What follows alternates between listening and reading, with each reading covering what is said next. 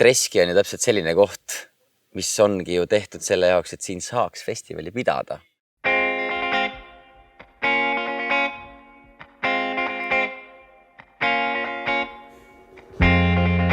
Ühekordsed kontsertõhtud on toredad küll, aga meil on nii palju ruumi ja nii palju loodust, et see karjus festivali järele ja kui me eelmise suve lõpetasime, siis oli kohe esimene asi, minu kinnisidee vähemasti oli see, et festival peab sündima, sellepärast et festival on miski, mis annab nagu igale kohale mingi täitsa uue brändingu juurde.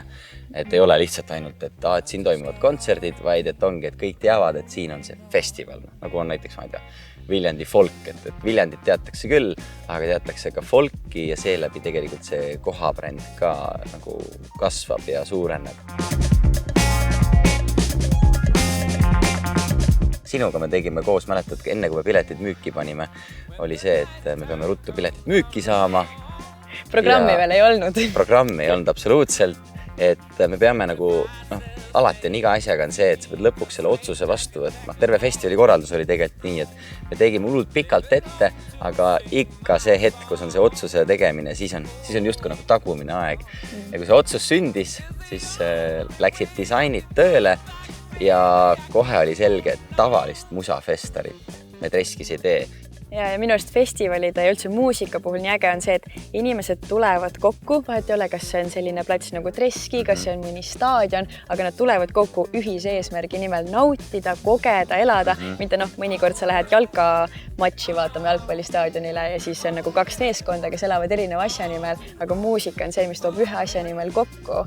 Ja minu arust Treskis ka meie üks suur eesmärk on see, et inimesed tuleksid ja elaksid elu ja naudiksid ja festival oli lihtsalt hea võimendus sellele, mida juba siin nagu üksiküritustega kogeda. Ja tegelikult meil oli kohe selge, et me ei tee ei folgifestivali, ei popifestivali, ei rockifestivali, et me ei võta mingit väga kindlat nagu žanrit, vaid jällegi ka siinkohal on mul ikka alati see, et mis mulle endale meeldib. Et lõpuks me ju ise korraldame, ise riskime, ise nagu töötame selle kallal, siis kellele veel see peab nagu eeskätt meeldima kui meile endale, sellepärast et me tahame ju teha ometiga asju, mis meile meeldivad.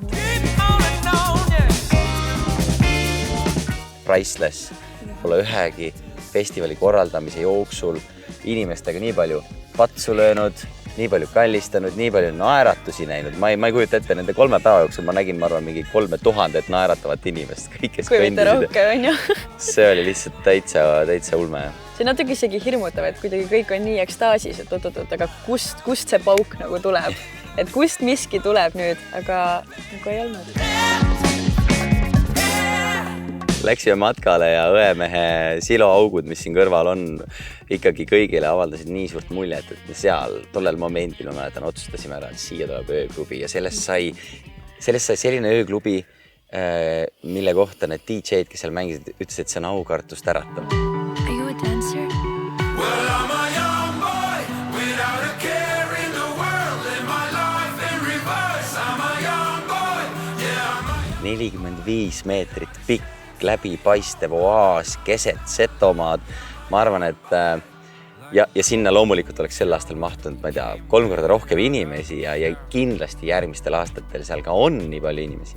Aga minu arust see koht, see vibe, mis seal oli, siis keegi mulle festival ütles ka, et see on nagu kosmos.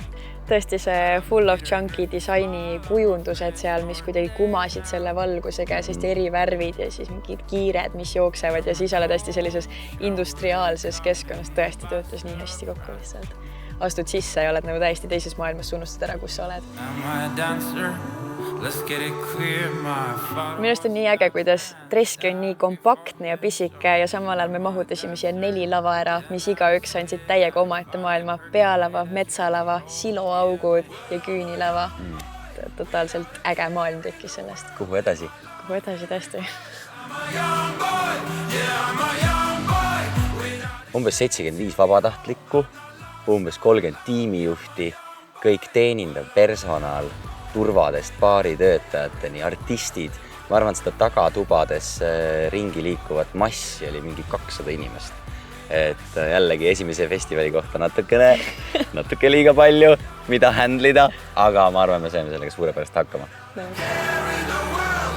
Eraldi tooksin välja mina selle festivali puhul kindlasti selle, et meil oli suurepärane kujundus. Jaa. Kui ma veel sügisel mõtlesin, et kas on mõtet kaasata Full of Junk, kes on meie head tuttavad ja selleks on vaja, et siin on niigi nii lahe. See, mis nad siin tegid, igal sammul nagu Instagrammable sisu lihtsalt alates sellest piletibussist, väravatest, ma ei tea, liblikatest, taimedest, lihtsalt mad respect. Seda festivali ei oleks sellisel kujul kindlasti toimunud, kui meil ei oleks olnud meie häid toetajaid, meie partnereid, EAS, kes toetas väga suurelt seda festivali, et see saaks kohe rahvusvahelise mõõtme. Fairmas, Eesti muusika startup, mis võiks igal inimesel oma telefonis olemas olla, kõikidel artistidel samamoodi ja nende muusika peaks seal olemas olema. Ja loomulikult kõik teised toetajad ja kaasaitajad, kohalikud ettevõtted, üle Eesti ettevõtted. Mina ütlen kõigile kohe siin avalikult suure aitähi ja kindlasti ma väga loodan, et me teeme veel mitu aastat koostööd.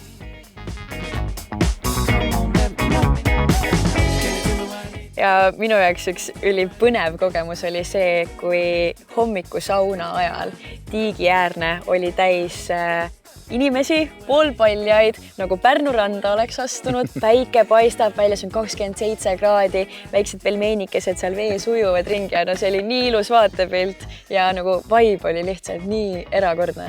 Ja keegi ütles mulle ka, et see nagu Palanga vibes, et siit Tiigist ja nendest iglusaunadest ja suitsusaunast käis läbi, ma arvan, 500 inimest hommikul. Olgugi, et juba kell 8 hommikul mingi 28 kraadi lagi pähe. See oli lihtsalt nii super. Kui tuua esile üks väike fail ka, mis mul endal nagu festivalist kripeldama jäi, siis oli see, et ma lihtsalt nautisin seda festivali nii palju, et mina ka pidutsesin ja pühapäeva hommikul, kui Henessi DJ setsi, ma eelmine õhtu isiklikult lubasin, et mina panen hommikul selle DJ seti püsti. Ma ei tee mitte kunagi sellist lubadust enam, aga see hommik algas sellega, et Killu koputas treileri uksele, et Henessi ja mina lihtsalt nagu pulksirgelt hüppasin teil. Siis jooksin siia ja no loomulikult ütleme nii, et võttis korraks ikkagi kukalt kratsima ka, et mis juhtmed kuhu ühendama peab, aga 2 tundi hiljem vaatan sõnumit Priit Lees Ticketerist, kes aitas meil festivali piletid ja kirjutas, Henessi oli lihtsalt super valik. Siis ma nagu, fuck yeah! Töötas. Täiega lahe.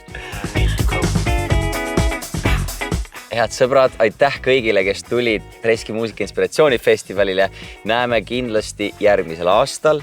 Võib-olla see festival kannab mõnda muud nime, aga see vibe ja see sisu jääb sama ägedaks. Ja kõik on endiselt Treskis 11–13 august. Aga ikka kohtame Treskis 11–13 august 2023.